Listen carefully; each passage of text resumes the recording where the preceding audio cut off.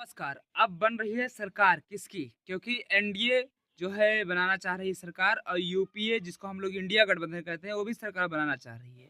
सूत्रों के अनुसार तमाम लोग जो दावा कर रहे हैं कि नीतीश कुमार और जो है तेजस्वी एक ही फ्लाइट से आए हैं, तो इसका क्या माहौल बन सकता है? लोग एक पार्टी छोड़ के दूसरी पार्टी में जा सकते हैं। दरअसल मैं पूरी बात मैं आपको बताने जा रहा हूँ कि भारत में जो कम से कम 240 सीट जो है भाजपा को मिली है, 99 प्लस सीट 99 सीट जो है कांग्रेस को मिली है। इस लिहाज से कोई भी पार्टी दोनों पार्टी इस तरीके से सक्षम नहीं है कि वो जो है सरकार बना सके। लेकिन सूत्रों के अनुसार अब बड़ा खेला होना बाकी है। सबकी नज़र जो निगाहें हैं वो नीतीश कुमार के ऊपर और नायडू के ऊपर रुकी हुई है। चंद्रबाबू नायडू जो आंध्र प्रदेश के मुख्यमंत्री की शपथ लेने वाले हैं, वहाँ पर मुख्यमंत्री का भी चुनाव हुआ। इस तरीके से आप लोग समझ आते हैं कि 2 लोग के ऊपर निगाह जा रही है सबकी। और इस तरीके से देखेंगे कि एनडीए के पास जो है कम से कम 292 सीट हैं और 240 सीट भाजपा के पास है। लेकिन अगर इंडिया गठबंधन की बात करेंगे तो उसके पास 234 सीट है।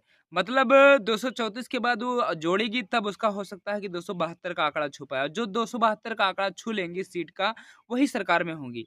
इस बार उत्तर प्रदेश ने खेला कर दिया और दिखा दिया है कि आपको ज़मीनी हकीकत में काम करना पड़ेगा, छोटे-छोटे मुद्दों पे काम करना पड़ेगा। चलिए देखते हैं कि नीतीश कुमार जिसको हम लोग पलटू राम के नाम से भी लोग कहते हैं क्योंकि पिछले 10 सालों में लगभग 5 बार वो पार्टियाँ छोड़ चुके हैं और दल दूसरे दल में जुड़ चुके हैं। कभी वो तेजस्वी से जुड़ते हैं तो कभी भाजपा से जुड़ते हैं, कभी अपना मुख्यमंत्री बनने की लालच में वो यही करते रहते हैं।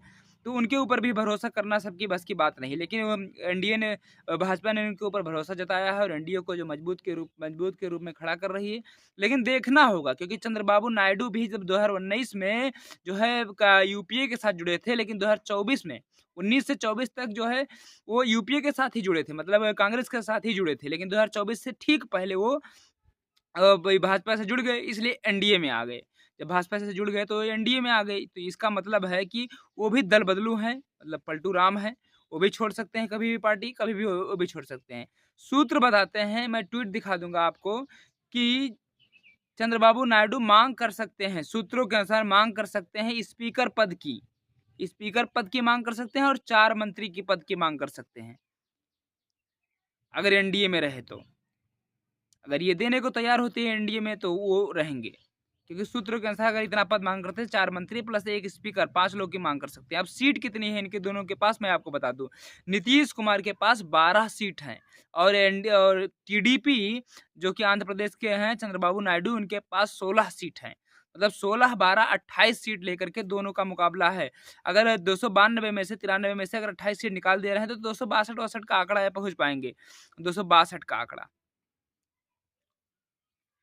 263 63 का आंकड़ा मान लीजिए 63-64 का आंकड़ा मान लीजिए पहुँच पाएँगे और 263 के बाद इनको आवश्यकता पड़ेगी तो किसकी पड़ेगी? कम से कम 10-11 सीट जो है निर्दलीयों की आवश्यकता पड़ेगी या तो फिर उनको जोड़ना पड़ेगा। तो एक चीज़ है कि भारत में सरकार बनाने के लिए अब किसी के पक्ष में हम लोग नहीं कह सकते कौन बना सकता है। वैसे दावे के लिए जो है 292-93 सीट जो भाजपा की है, उसमें भाजपा को ही बुलाया जाएगा, मतलब एनडीए को बुलाया जाएगा, मौका दिया जाएगा। लेकिन अगर खेला कर गए, अगर खेला हो गया, पलटू राम पलट गए, तो क्या होगा? अब देखते हैं 5 साल में कौन-कौन सा खेला होता है और ये जो सरकार बनाने की भाग-दौड़ है, ये देखते हैं। और एक चीज़ मैं और बता दूँ आपको कि आज तक कोई भी एक पार्टी भाजपा के अलावा 2014 से 2000 लेकर के 24 19 तक 2014-19 में इससे पहले भी कोई भी पार्टी 240 का आंकड़ा भी नहीं छू पाई थी। नरसिम्हा राव की जब थी तब भी 232 का ही आंकड़ा छू पाई थी। इसी तरीके से कभी 240 के ऊपर कोई नहीं गया, मतलब कोई भी प्योर सरकार में नहीं था, जब भी थी तब उसका जो है गठबंधन ही रहा है। भाजपा ने 2 बार से पिछले पिछले दशक में 2014 और 2019 दोनों बार में कम से कम 2 बार जो है पूर्ण बहुमत के साथ आई। एक बार 282 आई, दूसरी बार 304 आई। मतलब सरकार के ऊपर लोगों ने भरोसा किया।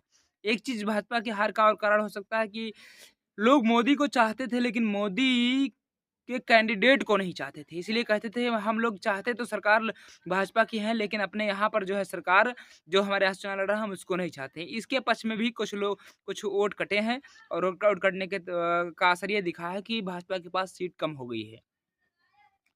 तो नीतीश कुमार के ऊपर सबकी निगाह है। नीतीश कुमार और तेजस्वी कुमार एक ही फ्लाइट में आना क्या संकेत देता है, और ये अब 2-4-10 दिन में जो है फाइनल हो जाएगा।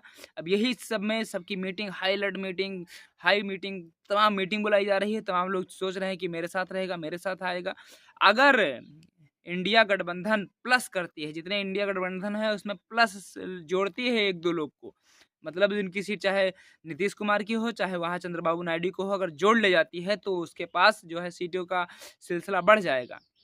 28 सीट अगर हम उसका जोड़ देते हैं सीधे-सीधे, तो 234 और 28 कितना हो जाएगा? 234, 10 44, 10 54, 10 64, यानी 262 हो जाएगा, और 262 तब बराबर पहुँचेगी। उसके बाद में जो निर्दलीय प्रत्याशी हैं उनको जो है लेना पड़ेगा इन लोग को, अगर ये 2 लोग हट जाते हैं तब भी।